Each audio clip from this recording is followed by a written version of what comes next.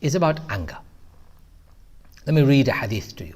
Once a man came to the Prophet of Allah ﷺ seeking advice. Prophet ﷺ replied by simply instructing the man not to get angry. Prophet of Allah ﷺ repeated his advice to this man 3 times. Don't get angry, he said. Don't get angry, and don't get angry. We also find this in the Quran.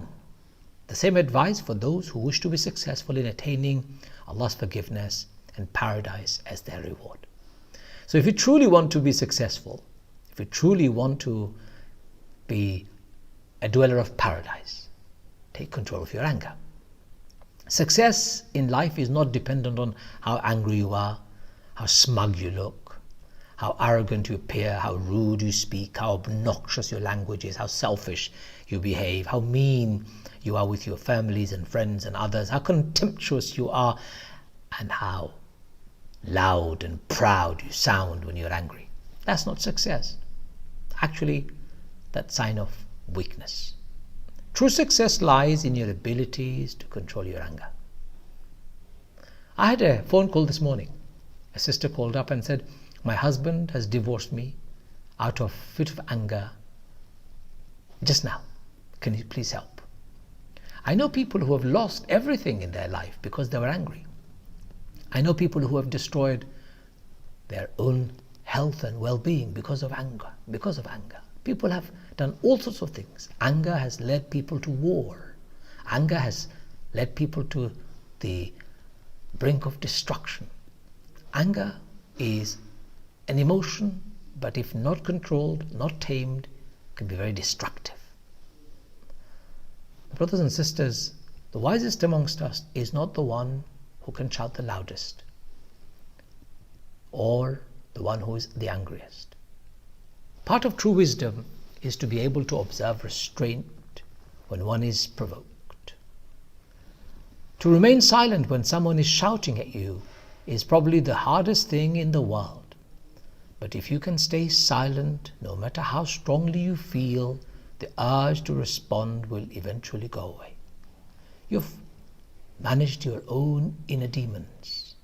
You've taken control of it. You've mastered it.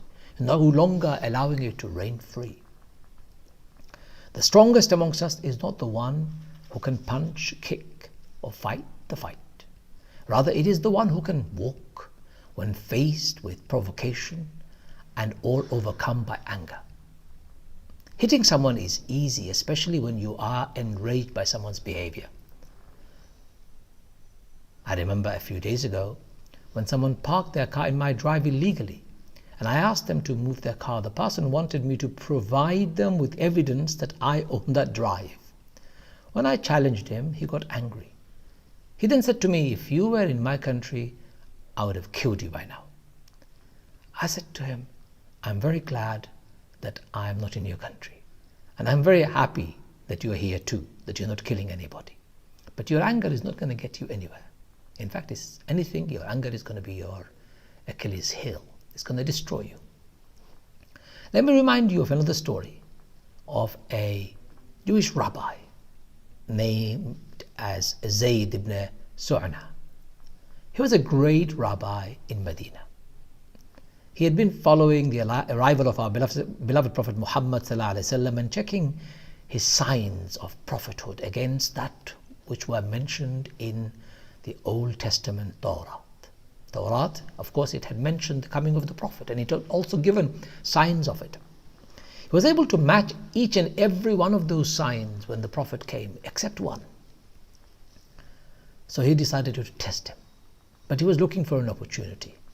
An opportunity came when people of Medina, Prophet ﷺ and his companions in Medina were struck by a natural disaster. They had shortage of food.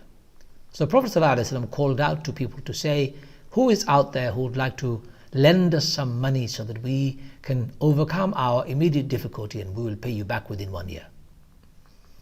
This rabbi, he was quite well off, very rich perhaps. He came forward and he said to Prophet Muhammad ﷺ, I will give you some money, but in one condition, you return it in 1 year. Prophet ﷺ said, no problem. Those days, the currencies of exchange were not money, were crops and grains. So Prophet ﷺ took sufficient crops and grains for that man, weighed them, noted them, and agreed in paying him within 1 year. 1 year nearly passed. One day Rasulullah ﷺ was sitting with his companions. This man, by the name of Zayd bin Su'na, walked in. And he shouted to the Prophet saying, You have not paid my debt yet. When are you going to pay? Grabbed Prophet ﷺ by his collar like this and shook it. And said, You, the children of Abdul Muttalib, are always late in paying your debt. You're known for that. Exaggerated his claim, but he made an accusation that the Prophet was late in his payment of loan that he had borrowed. Prophet ﷺ stayed calm. Umar ibn Khattab radiallahu anhu was nearby. He became very angry and very upset. He came forward wanting to strike the man. Prophet ﷺ said to Umar, Oh Umar, don't strike the man at all. Leave the man alone. This is not how we speak to people. Calm down. He looked at the man and he said to this rabbi, Zayd, yes, I borrowed the money, borrowed the crops from you 1 year ago. 1 year is not over yet. I still have 3 more days to go. So it's not the time that it is not that the time has lapsed. I will pay you within the time I promised. But since you're here, I'll give it back to you. So he said to Umar, give the man what is due for him that we had borrowed, and give him extra because you've insulted him. You were rude to him. Umar al-Khattab wasn't very happy with this, but Prophet ﷺ told him, so he obeyed. He took Zayd, the rabbi, to the food storage area where they kept all the grains. Prophet of Allah ﷺ had ordered Umar, so Umar opened up the door and gave the rabbi his due, the grains that the Prophet had borrowed. Upon giving it, then he gave him extra. When he was giving him extra, he became very upset. And of course, he was pretty frustrated. So he said to the man, Zayd, you're a rabbi, you're a man of God, you know better. Why did you behave like this to the Prophet? You know it upsets us most when you do that. Why did you insult him? Why did you grab him by his collar? The man turned around and said, Umar, you want to know the answer? Take me to the Prophet. Let me give the answer to him. Umar said, okay, come on then. So they both went. When they arrived in front of the Prophet of Allah ﷺ, Zayd said to the Prophet, this is the Jewish rabbi, O Muhammad, I've been observing you since you arrived in Medina.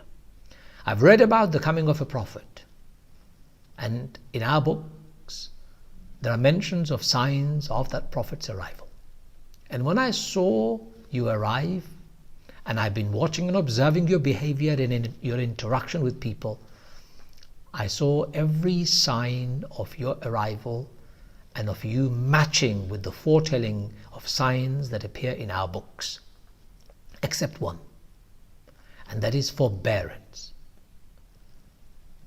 I've been watching and waiting to test you on forbearance. Today, when the opportunity came, I tested you. I provoked you. I swore at you. I did unreasonable things to you, and yet you stayed calm. You refused to be provoked. You did not stoop low. O Muhammad, you have fulfilled every single sign that I have found in all our books about your coming. So let me, Zayd, say to you, Ashhadu an la ilaha illallah wa ashhadu anna Muhammadan Rasulullah. And Zayd bin Su'na became Muslim. Brothers and sisters, I know we're all prone to reacting out of anger and frustration. Out of all sorts of provocations, we feel the need for retaliation. And yet, in Islam, Allah Azza wa Jal has encouraged us to control our anger, and Prophet ﷺ has demonstrated this in his life. Don't be angry, he said to the man 3 times. Don't be angry, he said to the man. Don't be angry, he said to the man. And yet you and I get angry. We don't even know where our anger comes from. Anger is a natural human response. People respond because they're afraid. People respond because they're threatened. People respond angrily because they feel unfairly dealt with. People respond because they feel their possessions are going to be taken away. Their property is going to be taken away. They feel scared. People respond because that's the only response they have seen their parents do. People mimic other people's behavior because they think by angry you show your strength. You will be respected. In fact, the opposite is true. Everything that we experience, we should turn them into positive experiences. So if somebody provokes us, we should not be provoked. If somebody insults us, we should try our level best not to retaliate, because our retaliation may cause more friction and more fracture and more troubles and more tribulation. Brothers and sisters, anger, while it is a normal human emotion, if it's let loose, it could be destructive. It's like a bottle. Inside the bottle, if you keep plain water, you can shake it all you like. Nothing happens to the water. There is no change. If you take in the same bottle and pour any drinks that has got gas, Coca-Cola maybe, 7-Up, Fanta, whichever one you want, shake it hard and then you open it, what happens? It bursts and it goes in every direction. It's called explosion. It's a problem. Your anger stirred like that, and your response to it when you are provoked is destructive. What you want to aim to is to calm down. Prophet ﷺ said, if you're angry while you're standing up, sit down. If you're still angry, lie down. We know the story of Abu Dharr radiallahu anhu. He was one day, he arrived at the place where he would water his animals, and he came and saw the trough on which his animals would be given water from has been broken by somebody else. He became very angry. So while in the middle of it all, Abu Dharr lay down, and everyone around said, Abu Dharr, what happened? Somebody broke your trough and you lay down. Abu Dharr said, I became very angry. And I heard the Prophet of Allah ﷺ said, I heard him say that if you're angry, if you're standing up, sit down. If you're sitting down, lay down. I was so angry, I lay down straight, hoping that my anger would subside. Brothers and sisters, you cannot argue while you're standing. So while you're sitting down. You can't do it while you're standing. You can never argue when you're lying down. It's impossible. So if you're angry, sit down. If you're sitting down, lie down. If you're angry, change the scenery. Go out for a walk. Take a break. Pause. Don't continue. Tit for tat never works. Don't continue. Just walk away. If you're angry, pray if you can. Stand on the musalla and ask Allah to help and support you. Read the Quran if that soothes your heart. Take a cold shower if you're so angry and enraged.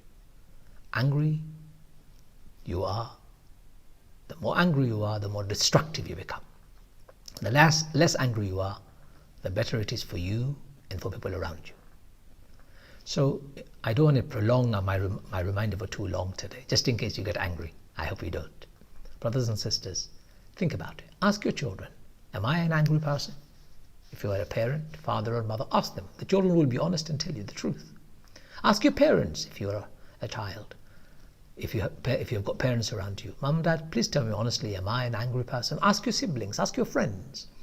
If people consider you to be an angry person, you need to do something about it. You really need to take control of your anger. Those who suffer from anger problems, they lose their friends, they lose their relationship, they lose their wife, their husband, they even lose their children. They may not lose their parents, but their parents are very, very fed up with them too. Angry people don't go very far in life. Those who are calm and composed, those who know how to manage their emotion well, are the only ones who succeed and succeed very well. So under provocation, don't be angry. And if you feel angry, Prophet ﷺ said, if you're standing up, sit down. And if you're sitting down, lie down. And if that doesn't help you, go and make wudu. Take cold shower if that helps you. Stand on the musalla. Get the Quran out and read. Go for a walk. Go for a run. Get the steam out of your system, as they say. Don't let your wife or your husband or your children or your parents or your neighbors be at the receiving end of your anger. If you're angry, take control of it. Remember, anger is a natural emotion. If you do not have anger within you, you won't be human. You won't be alive. The fact that you have anger within you, it means you're alive, alhamdulillah. Praise be to Allah that you are alive, but control it. Manage it well. You will succeed, both in this world and the hereafter. May Allah enable us to take control of our anger. May Allah enable us to take control of our emotions. And may Allah strengthen us in our relationship with one another through love, affection, mercy and compassion. My brothers and sisters, if our beloved Prophet Muhammad ﷺ is the prime example of everything that is Islamic, then Prophet of Allah ﷺ was known as the mercy to the universe, not the anger to the universe. In fact, he was given the order to give people good news, make things easy for them, invite them to hope, give them the light of Allah, give them the good news, share with them the glad tidings of tomorrow. Prophet ﷺ, even if he became angry, he quickly took control of it so that it did not take over his entire being. If you have divorced your wife because you're angry, if you have divorced your husband because you're angry, if you have been rude and absolutely foul and vile to other people because you're angry, it's time to seek help and support. If you're suffering from anger problems, go to an anger management program. But whatever you do, don't suffer in silence. Anger can be managed, and anger can be tamed, and anger can be channeled into more productive use in our life. Convert your anger into something more positive called passion. Anger into more positive energy called driven. Be driven to do something. Be determined to do something. Convert your anger into constructive use to make our society, our world and ourselves better. May Allah make it easy for all of us. And I pray and I certainly ask Allah to give us all the strength to demonstrate mercy and kindness to people and take control of our anger. Wassalamu alaikum wa rahmatullahi wa barakatuh.